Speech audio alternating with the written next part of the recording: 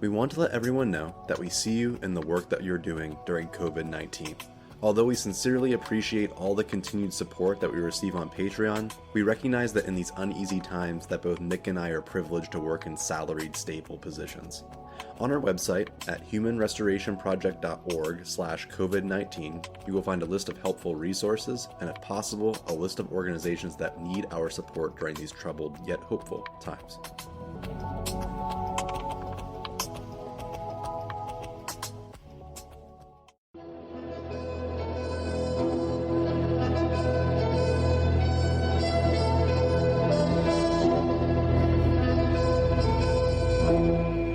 Hello, and welcome to Season 3, Episode 25 of Things Fall Apart, our podcast at the Human Restoration Project. My name is Chris McNutt, and I'm a 9th grade digital design and media instructor from Ohio. Our podcast today features Tiersa McQueen, an avid homeschooler who raises her 4 children in an unschooling philosophy. Tiersa and her husband both work opposing shifts to allow this to occur. Tiersa frequently posts on her Twitter and Instagram handles as Mother Bay, critiquing traditional education, offering support as an unschooler, and demonstrating how we can adopt unschooling among our children. I invited Tiersa to talk about this pedagogy and offer advice for educators who are now supporting their students in their home environments, as well as many who are raising their own children alongside this. And I don't want my kids to be on Twitter. So that's the reason why I started speaking for them. Whenever I have an opportunity to just get their voice across, I try to make it as authentic as possible, because I don't want people to think, well, she could just be saying that. I don't think unschooling works because, she's just saying what the best possible outcomes are. So that's why I ask them all the time, okay, what do you think about that? And then I post it on Twitter, because I think it's important for the actual unschooler voice to be the one that comes across. Not so much me as a parent. I already have my education. I tell my kids that all the time. I already have my education, still learning, but I'm out in the working world, and people need to hear from you. The reason why we started this in the first place was because I just had this idea of my children as actual people. I know that sounds like it sounds very benign to me. It sounds like a child is a person, but that's not how we are conditioned in society as parents or as educators to think of children. We don't think of children as actual human beings. We don't think of them as people. We don't respect them. We don't give them the same respect that we give adults.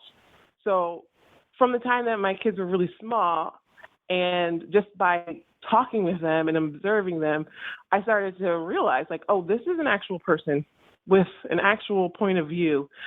Even though they're little, even though they're small, they're just trying to figure out the world. And I started to think of them as just new humans. So I was just thinking of them as if I went somewhere that I was foreign to a country, and I didn't know anything, I want someone to treat me with respect. I just don't know. It's not that I'm stupid. It's not that that I'm trying to mess this up. I just don't know. I need someone to show me what the customs are, what's the culture, how do I do things? And I just started to think of them as new humans in the world. They're not stupid, they're not dumb, they just don't know. So once I got that idea in my head, everything just kind of spiraled from there. I started looking for more information that was in that same train of thought, and that was a direct line to unschooling. And just living our lives that way. My son, when he was about in 3rd grade, he's 14 now, he said, I don't want to go to school anymore. And it was a shock to me, because he really was good at school. He got straight A's, the teachers loved him. But the reason why he didn't go to school anymore was because he felt like he didn't have any say. He didn't have any control. And he was really screaming out for that. He wanted to have some autonomy. And the straw that broke the camel's back for him was once one kid did something in the class and the whole class got in trouble. And he thought that was just the biggest injustice in the whole entire world. He could not get over it. So then when the next school year started, when the school year ended, I said, well, you don't have to go to school. We can try homeschooling. And he was like, fine, great. So then for the whole summer, he was happy. But I thought he was going to get over it. I thought, okay, when the school year comes up again, he'll forget about that. And then he'll just go back to school. Well, the school year came up and I said, okay, well, let's get ready for school. And he said, what are you talking about? We already decided that we were homeschooling. And I said, oh, okay, so we're really doing this. And then that was like the first year that we said, okay, well, I guess we're doing it then. And it was just that simple. It was just like, let me just follow these kids' lead and see where it takes us. And the more I got into homeschooling, the more I got into unschooling, the less I heard my voice within that community. So I really started to talk about it more on Twitter because I just wanted to have people see that there are people like me out here doing it. Like, I'm a Black woman. I have 4 children. Me and my husband both work. That's something that I didn't see in homeschooling community a lot, which was 2 working parents. And a lot of times people say, well, I don't know how I would ever make this work. I want to be a homeschooler, but, I have to work. Yeah, I work too. And my husband works too. And I don't work from home. And he doesn't work from home. We work separate shifts so that we could homeschool our kids. But I just wanted to show people that that was an option, especially Black people like me, who I feel like are usually the most disenfranchised within the schooling community. They're the ones that feel like they have the least amount of options. And I just wanted them to know that's not true because I'm doing it. That's what started me on the whole journey. That's what started me talking about it and inserting my voice into this space just because I didn't hear it. Your message highly resonates with me. I mean, the organization is literally called the Human Restoration Project. But that idea of taking away all those labels and barriers to learning that we typically find within the education system, in your case, it is probably the most obvious path to get there, which is just doing it yourself and avoiding the institution altogether. Whereas educators who are listening in, for the most part, I think, are attempting to do at least some of what you're doing inside of the education system, kind of like rebelling from the inside. It's no small feat, just as unschooling is no small feat. I'm sure that's a crazy demanding task to both, raise 4 children in addition to teaching them, in addition to working. That's a lot. Conceptually, it's really interesting to note that there are a lot of misconceptions surrounding unschooling and homeschooling and what that looks like. I know recently you were talking about, make a mention of religious homeschooling. It's typically what people think of when they think of homeschooling, why their kids are not in school. Could you briefly talk about what it is that your students do in unschooling? What is their day-to-day? Unschooling is just a philosophy. So I'm an unschooler too. I'm an adult, but I'm unschooling. It just means that I'm a lifelong learner, self-directed, and I learn things based off what I'm interested in. So what the kids do, that's what they do. They learn through their daily life activities. We as unschoolers believe that every single thing that they're doing has educational value. So we don't separate things into subjects. Just like right now, my daughter, she's taken up baking again. She loves baking, but since we've been quarantined or isolating, she's taking up baking even more. She bakes all the time.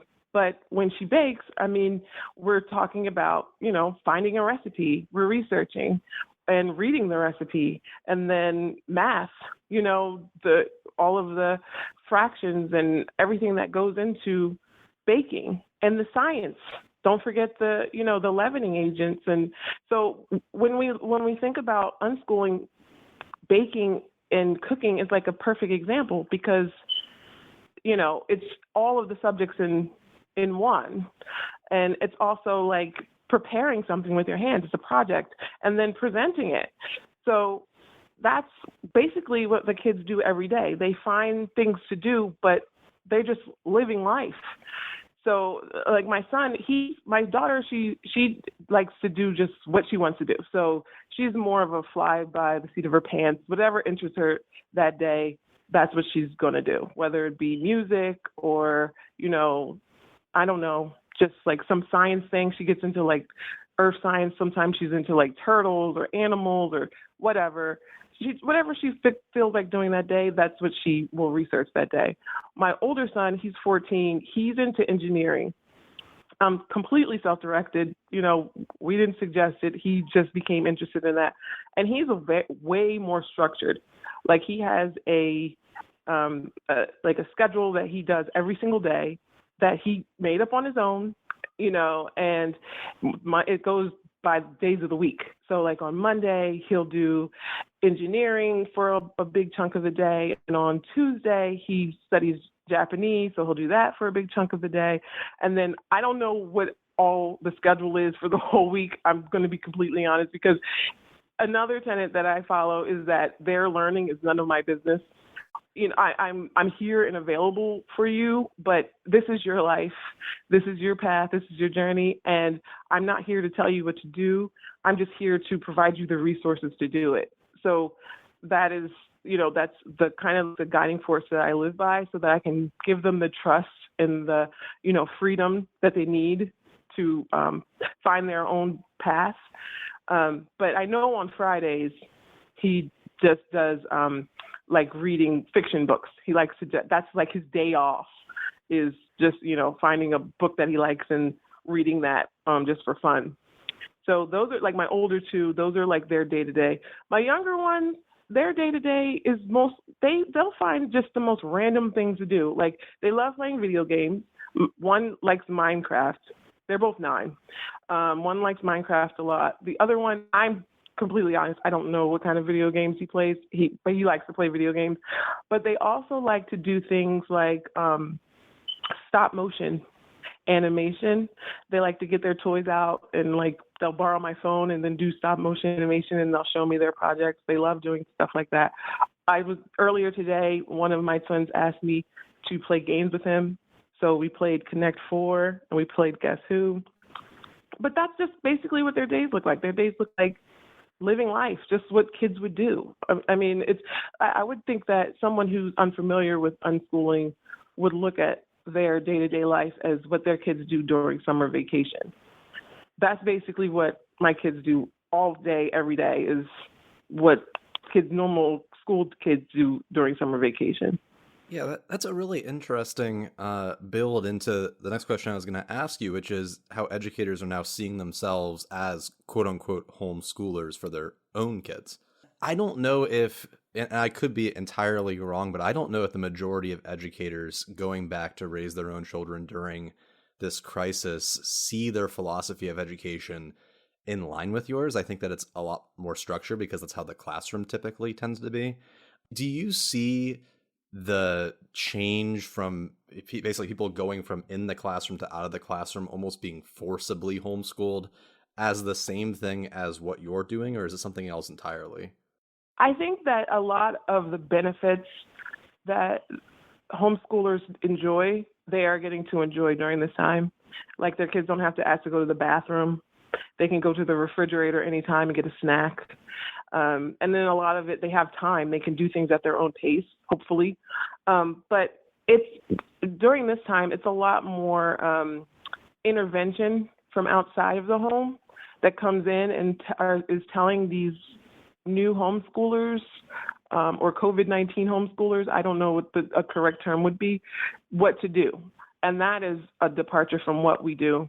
We don't have someone that comes in from outside and gives us instruction or tells us these are the things that you have to do on a daily basis, or, you have to hit these markers and read this book or do these math projects. We don't have that. So I think that that's something that's different, is that you have a entity from outside coming in and instructing you on what you should be doing with your kids every day. And sometimes that's still strict. I've read a lot of Twitter feeds where people were saying that they can't even keep up with the demands that's coming from the school district. And that's very different than even homeschoolers that would do traditional like school at home. They don't even have that type of restriction. I'm hoping that a lot of these parents will relax. I think that this is the perfect time to just deschool a little bit and just relax and understand that these kids aren't losing anything. If anything, they're gaining by this opportunity to not be inside of the institution of school and to, follow their interest. They have an opportunity to learn based off of what they're interested in. And I really think that they need to, their parents need to give them opportunities to do that because it's very important. And I think that they'll see what I hope, my hope is that they'll gain some confidence in their children and they'll gain confidence in their self, that they can do this. It's interesting that you bring that up because I don't have children of my own, but part of the silver lining of this crisis has been that I've gotten to see more of my students in a sense. I know more about their home lives because the way that we've changed our classroom is pretty much what you just said. Their quote unquote assignment is doing something that they like doing and then talking about it because they have more time and space at home to manage these things. And it's less structured. Ironically, I find them doing more, which is in line with progressive education in general, giving them time, space, the ability to self-direct. Given what you see, what advice would you have for educators who now are kind of moving into your world? And in many ways, public educators are being told by their districts, hey, you need to do something for your students. You need to teach them something. What might that look like, and how would you go about structuring that? That's a very difficult question because unschooling, like I said, is more of a mindset than it's the way that you go about your day. It's the thought process behind education. It's more of a theory than an actual practice. I don't unschool my kids. It's not, they're unschoolers, but I'm not unschooling them, if that makes any sense. The thing that I would suggest that the one thing that I would suggest to teachers as they move into this new space is that trust. You're going to have to trust them. I think that that's like the cornerstone of unschooling is trust. And I understand that is a difficult thing because that's not traditionally what you see in schools. People don't trust the students. I mean, that's just the school is based on a lack of trust for students. So that is the thing that we're going to have to do. And I think that this is a perfect opportunity to do it because they're not there. So this is an opportunity to trust them more, give them a little bit more freedom, give them a little bit more leeway and see what they come back with. And I guarantee you're going to be surprised. And a lot of times, though, when you're in this process of like, I went from structured to unstructured, there's a lot of downtime. And it's because people don't know what to do. They never had this freedom before. So now that they have the freedom to do all the things they wanted to do, they tend to it looks like they're not doing anything. But that's not true. They're gathering their thoughts. They're figuring it out. And that takes that time, that interim, it takes trust. It takes trust that they're going to come back around, that they are going to be interested in reading, that they are going to be interested in math. They are going to be interested in all of the things that you want them to be interested in. They are going to get there. They just need that time. They need the time to breathe. They need the time to figure it out, figure out what it means to be self-directed. Because that's the problem with, traditional schooling is because when you control someone, they don't know how to make decisions for themselves. And that is the part that they're learning right now, is how to make a decision for themselves, how to get up in the morning and find something to do without anyone saying, without, listening to a bell or, having to catch the bus. How do you get up in the morning and direct yourself and find things to do? This is an opportunity for them to find that intrinsic motivation that they don't have because they go to school. So I think that would be my main point that I would try to get across to teachers, is that you're going to have to gain some trust. I don't know how to suggest that you do that or what that's going to look like, but that's what you need to do. I mean, I agree with you wholeheartedly because in my case, one of the most frustrating things about being a teacher is that we are restricted to some form of schedule. And as a result, a lot of my students at 8 o'clock in the morning are not exactly stoked to be there, and I get that. And there's still this obligation, like, hey, you're in this time right now, you should be doing something. Whereas now, interestingly enough, because we're not coming into the building at all, I get so many questions at around like 6 or 7 p.m., which is great because there are more questions than I would have ever gotten from my first period class had it been 8 o'clock in the morning. And there's a lot more of like deep inquiry questions. So I teach digital design and media, and I get a lot of questions over like, how do I Photoshop this? Or how do I make this into a book? And a lot of these like really cool questions that I wish I would see more of during the school day. But ironically, it takes a crisis for us to start rethinking about how a school schedule looks and what free time looks like and what self-determination theory would look like in a public school setting. Is there anything else that you would want to throw out as potentially things that you feel like need to be shared? I mean, it just all comes back to trust for me. It really does. I mean, I get all of the things that the teachers are up against. I understand it. Like, I used to be a substitute teacher. I mean, and I was for years, and I had my own classroom because there's such a lack of teachers. So, it's unfortunate, but that is one of the reasons why I knew that I could let my children do this, because I saw firsthand, and I taught middle school, which is a very difficult time. And I understood that maybe if these kids just had some more sleep, they wouldn't be, so upset. Maybe if they could eat right now, like just basic human things. And I think that along with trust, we need to give the students a lot more grace and understanding that this isn't easy. What we're asking them to do isn't easy. It's not easy for me to sit in a classroom or a lecture that I'm not interested in, or at a time when I'm sleepy or I'm hungry. It's not easy for me to do, and I'm a grown woman. So we're asking them to do things that adults have a hard time doing, and we're expecting them to do it perfectly, So, and I think that it's unfair. And I think that we need to give our children a little bit more grace and to look at them as human beings. I know this seems very simple and it seems obvious, but I don't think it is. I don't think that people give children that, that humanity that they deserve, And I understand that it's hard. I do. I have 4 children. I mean, I have a 14-year-old, a 12-year-old, and 2 9-year-olds, and they're not always nice. They're not always. They're cranky sometimes, and they get anxious, and they get hungry, and they get frustrated. But so do I. So so I think that that's something that I think we need more of. Just in general, in teaching and parenting, just in the way that we interact with and relate to children. I think that we need more of that. And also, I would say during this time, I've seen a lot of people be anxious about socialization during this time. And that's a big thing that people worry about homeschooling. Like, they're like, oh, I think that it's great, but I worry about my kids being socialized.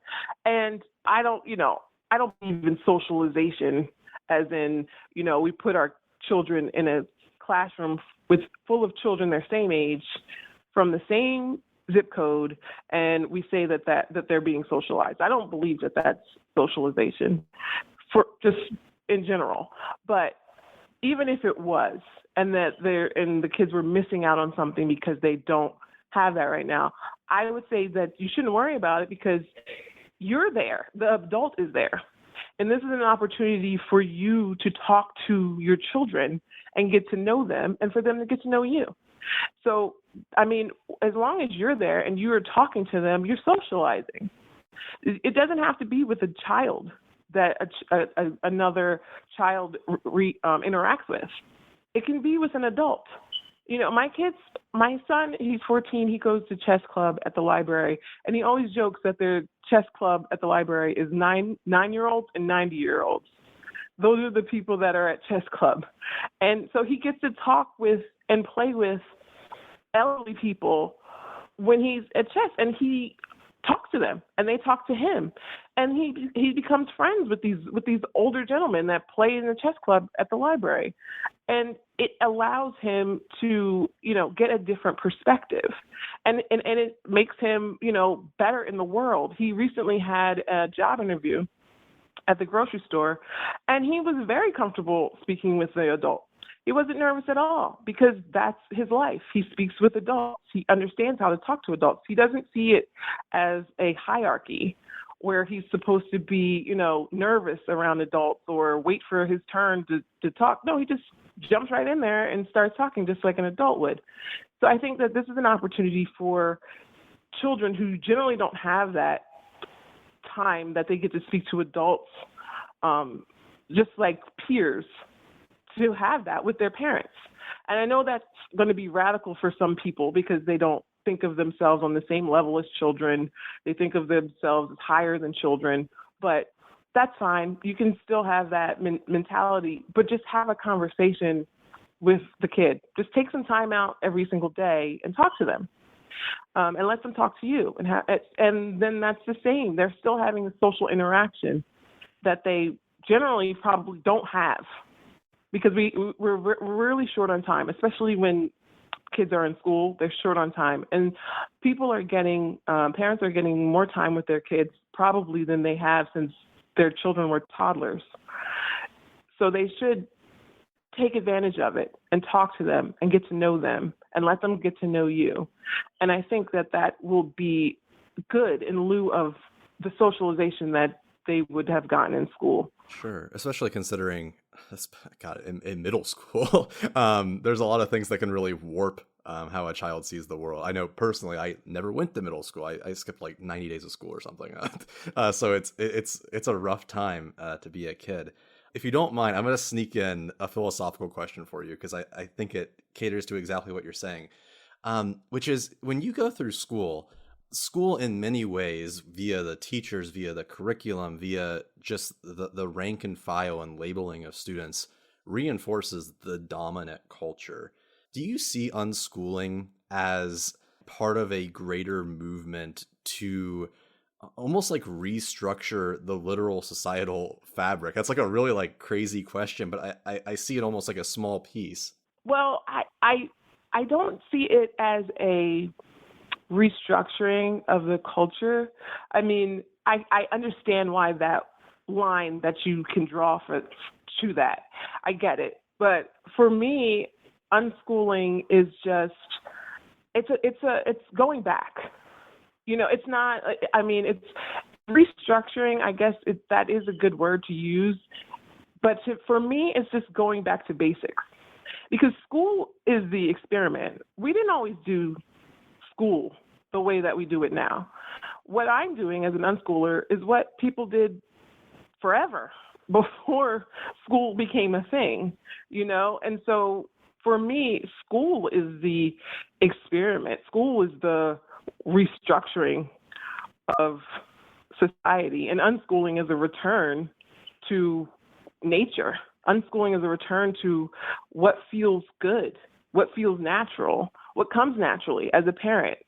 Just guiding your child, just teaching them, as that's just an extension of parenting, instead of outsourcing that part of parenting to the state, to teachers.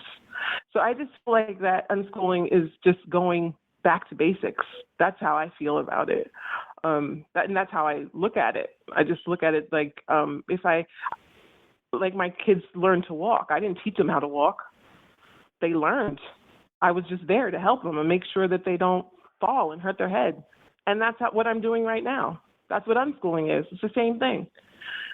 It's just an extension of that. And it's just, as they grow older, they already know how to walk. So what's the next thing that they need to learn how to do?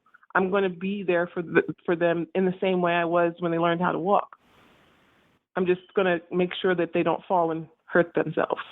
That's how I view it. That's how I look at it.